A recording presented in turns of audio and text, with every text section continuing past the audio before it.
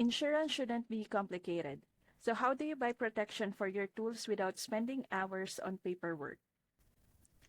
With Next, you can purchase tools and equipment insurance entirely online. No phone calls, no stacks of forms, just a quick, simple process built for busy business owners. In just minutes, you can get your quote, choose the coverage that fits your need, and activate your policy. And everything stays digital, which means you can access your insurance documents from anywhere.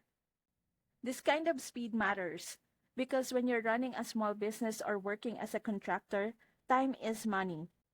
You don't want to spend days waiting for approval. You need to protect your tools now so you can focus on the job. Next delivers that peace of mind in a few clicks so you can get back to work knowing your gear is covered. Skip the hassle and get insured today. Click the link in the description to start your quote with Next Tools and Equipment coverage.